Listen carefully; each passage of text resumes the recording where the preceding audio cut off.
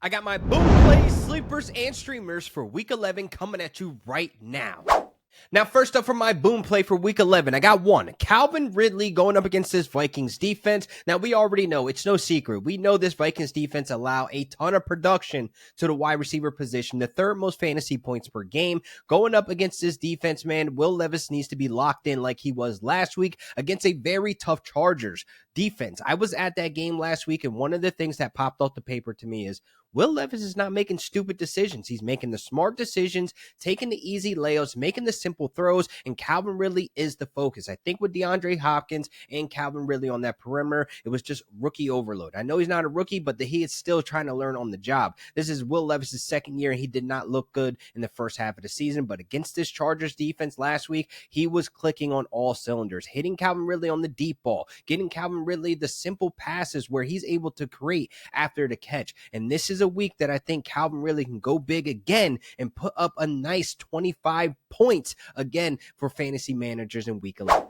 Now to get into my sleepers for week 11, I got a few of them. Now I'm going with Jerry Jeudy. Now I really feel as though this is a great matchup against the Saints this week, where Jerry Jeudy back-to-back games had 70 plus receiving yards, and it looks like he's going to be connecting very well with Jameis Winston, because Jameis Winston, he's going to be very aggressive going downfield, and this is where Jerry Jeudy as a separator is going to be able to thrive. That's why we've been able to see him get more yardage as the weeks have gone on. They're coming off of a bye, but despite having the bye week, Jameis Winston is second in completions downfield. This is 10 plus air yards. This is where Jameis Winston comes in as an aggressor going down the field, creating some scoring drives maybe, because Jerry Jeudy has been getting some end zone looks, some red zone targets as well. So this could be the matchup with the Saints that at secondary have been allowing a ton of big plays this season, to where Jameis Winston, he might want some revenge, and we know Jameis Winston's going to go out there and air it out, and hopefully Jerry Jeudy's on the other end of that, so he is a sleeper for week 11.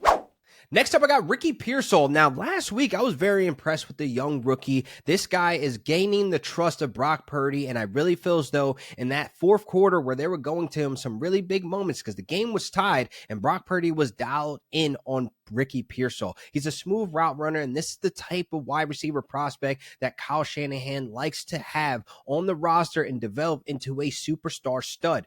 Brandon Ayuk out for the season. You bring in Ricky Pearsall as a route runner. He becomes a reliable target for Brock Purdy against this Seahawks defense, who's just been getting worse as the weeks have gone on. Brock Purdy has a history of dialing up, making big plays against the Seahawks defense last season, and I definitely feel as though Ricky Pearsall is coming into his own to be a valuable asset on the 49ers offense, so he's a sleeper this week with the favorable division matchup. Now for my next sleeper, Khalil Shakir, a very familiar name, a familiar face that is constantly going to show up in these videos because he is not appreciated enough by you as a fantasy manager. This is a must start this week for me with Keon Coleman out with a wrist injury. Amari Cooper at the time of recording is questionable for Sunday's game. This is a big game for both teams. Chiefs remain undefeated. The Bills to remain as a scary offense that you have to deal with where there is no alpha wide receiver. But the alpha wide receiver in my book is obviously Khalil Shakir. The one weakness on this Chiefs defense is that they've been struggling against slot wide receivers. The second highest pass EPA, the second most touchdowns to slot wide receivers this season, the third highest completion percentage, in the league right now against slot wide receivers. This is where Khalil Shakir becomes the most valuable fantasy asset as a wide receiver 3 flex option, because he only has one game this season under 10 fantasy points. So consistency is in his book, and I definitely recommend you start him this week. Now to get into my week 11 streamer, and it's only one option here at the defense that I think is undervalued and very highly available to you on the waiver wire. After their performance Monday night against my Rams, I'm ready to go pick up the Miami Dolphins, putting them in starting lineups to build on that standard 10 points to hit the highest ceiling this week against the Raiders O-line that is terrible, where there could be sack production and some turnovers where Gardner Minshew set to start. This defense was clicking on all cylinders. They were able to get after Matthew Stafford 4 times on the ground last week. They were able to have Chop Robinson really show up and shine. That rookie is hungry. He has been relentless all season long, and I expect him to remain the same way last week, as hungry as he was to get after Gardner Minshew, create some turnovers, get the sacks, and get some fantasy points for a lot of fantasy managers.